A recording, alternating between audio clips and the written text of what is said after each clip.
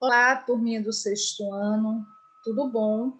Vamos lá para mais uma das nossas aulas e atividades online. Hoje nós vamos falar sobre a escravidão romana. Vamos entender um pouco mais como era ser escravo em Roma. Então vamos lá. Vimos que durante o processo de expansão romana, a quantidade de escravizados cresceu muito, né? Consideravelmente. Inclusive, na nossa aula anterior, nós falamos que a mão de obra escrava cresceu muito, pois muitos cidadãos romanos, patrícios, eles preferiam empregar, né, escravos do que o próprio homem romano. Então, você vai ter uma grande massa de pessoas desempregadas, pois eles vão preferir ter escravos trabalhando em suas propriedades. E aí, nessa fase de expansão, é uma fase em que o território romano se torna muito grande, não é? Cada vez mais territórios sendo conquistados, mais escravos também são trazidos, né, para o território romano. Aqui nós temos uma gravura do século XIX, lembrando, tá, gente? E essa gravura ela representa escravizados romanos carregando o seu senhor na antiguidade. Então, vocês veem aqui que esses escravos carregam o seu senhor, né? Naquela, representando como era uma das atividades dos escravos naquela época. Aqui nós temos uma mulher romana, e aqui seria a sua escrava, e esta é uma obra em relevo que foi produzida realmente durante o período da Roma Antiga, tá? A outra é mais do século XIX, então não é uma obra da época. Aqui sim é uma obra da época. Então, onde estava o escravo romano? Ele estava na atividade doméstica até o trabalho das minas, né? Então, ele estava nas atividades do lar, da casa, ele estava trabalhando nas minas, ele estava nos circos, nas arenas. Então, os escravizados eles estavam presentes em todas as atividades durante a história romana. Agora, a gente precisa lembrar, tá, gente?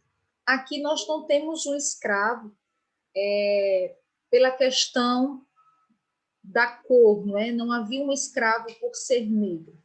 Aqui o escravo ele era um escravo conquistado, né? Em guerra, era um escravo que vinha a partir das conquistas territoriais, ou um escravo por dívidas. Então, aqui a gente não fala nessa fase da história de Roma de escravidão pela cor, né? Pela questão da pele, mas nós temos aqui um escravo que era conquistado por meio de guerras, né? E também o escravo que era escravo por dívidas, né? Havia uma escravidão por dívidas em Roma.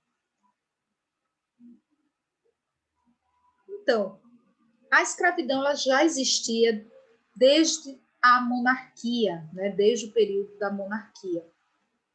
Como eu já disse a vocês agora, os escravizados eles eram prisioneiros de guerra ou pessoas que tinham dívidas.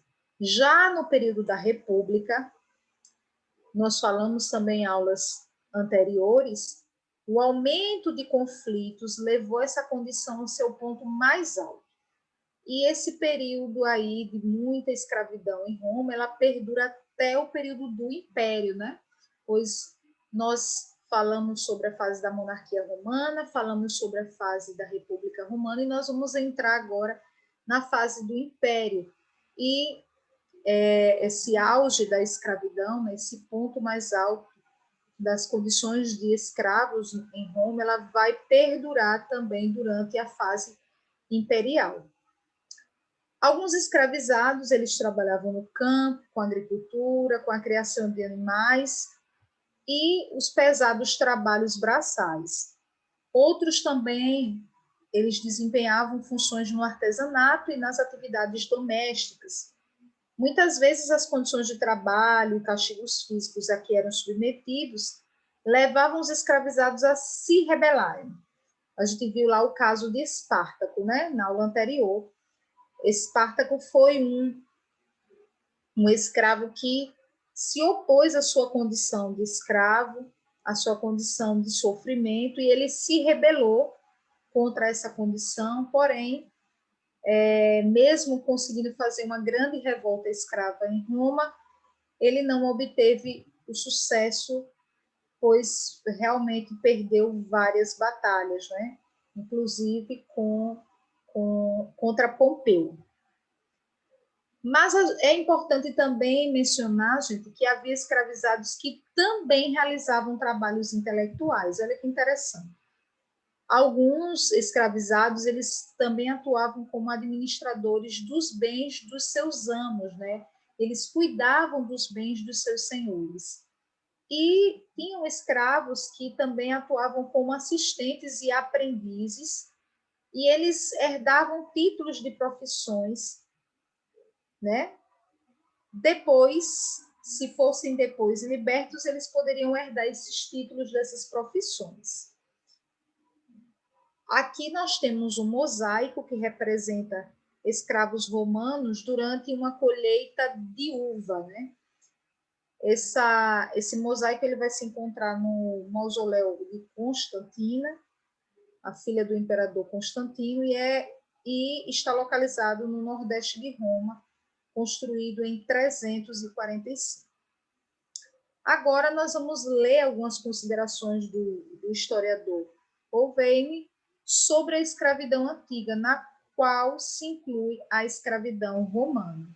O que ele dizia?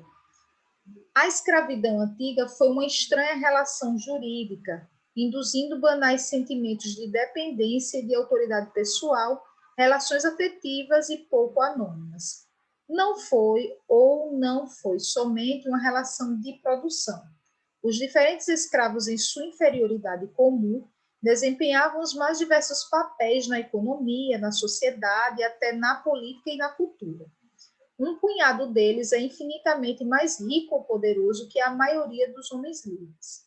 Não é por causa de sua origem étnica. A escravização dos povos vencidos e o tráfico nas fronteiras do império proporcionavam apenas uma pequena fração da mão de obra servil. Os escravos provinham principalmente do rebanho servil, do abandono de crianças e da venda de homens livres em condição de cativeiro. Os filhos de escravas, quem quer que fosse seu pai, eram propriedade do senhor, assim como a cria de seus rebanhos. O amo decide criá-los, ao contrário, enjeitá-los ou até afogá-los. Então, isso é uma pequena pesquisa, um trecho, né, de uma pesquisa desse historiador, falando um pouco dessa relação. Então, ele deixa muito claro que havia uma relação que não era só de produção, então bem diferente do que aconteceu com a escravidão no Brasil, né? O negro ele estava ali para trabalhar, produzir. Lá em Roma não era assim, tá? Não havia só essa relação de produção, porque eles desempenhavam os mais diversos papéis, tanto na economia como na sociedade, na política. Então, mas eles não deixavam de ser escravos, tá? E o amo, ele decidia também sobre a vida do escravo. Ele poderia criar, né? Ele poderia enjeitar um escravo, né, que tinha nascido ali nas suas terras, ou até afogar.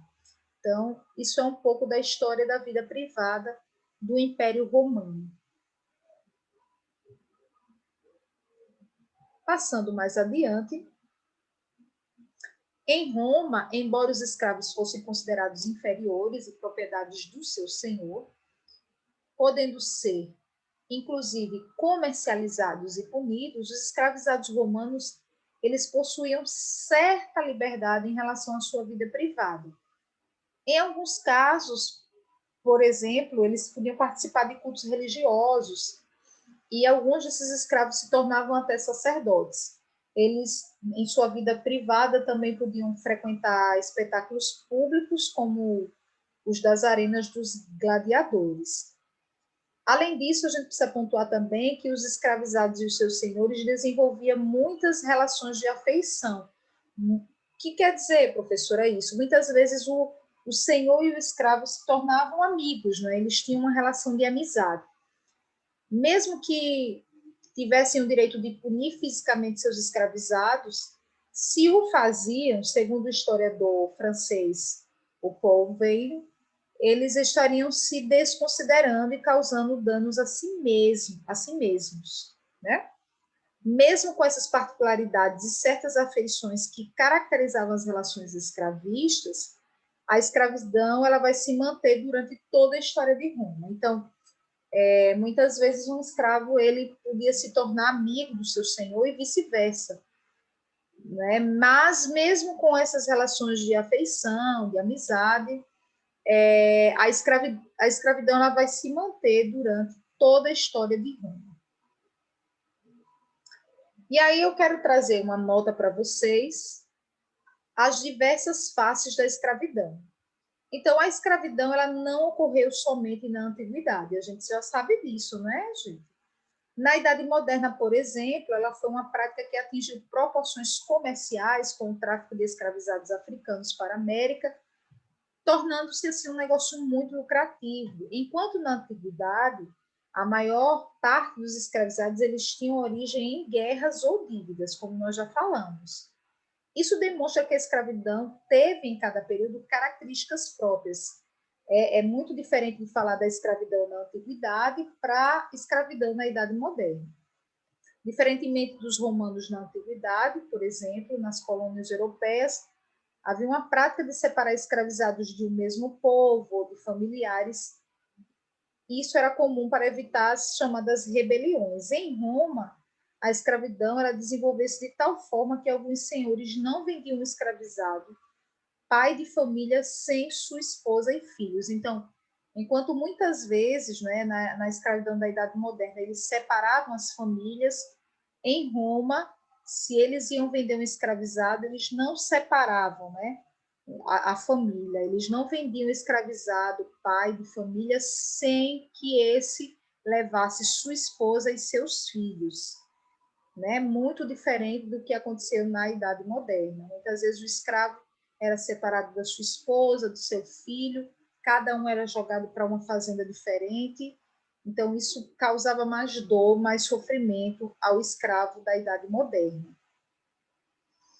E aí, para finalizar, a gente tem aqui, gente, uma imagem de uma urna funerária de 2 escravos romanos, datada de aproximadamente do século II a.C. Isso também para a gente é uma novidade, porque um escravo na Idade Moderna nunca teria, né, um espaço para si, né, pós-morte. Né? Então, isso em Roma, você já percebe que essa relação de escravidão tinha muitas diferenças em relação à escravidão da Idade Moderna, tá certo? Então, é isso, galerinha. Agradeço a participação de todos. Vamos para nossas atividades na plataforma. Se já fizeram atividade durante a aula ao vivo, ok, mas nós temos também uma atividade 2. E nós encerramos por aqui a nossa aula sobre a escravidão romana. Um forte abraço para todos, um beijo e tchau, tchau.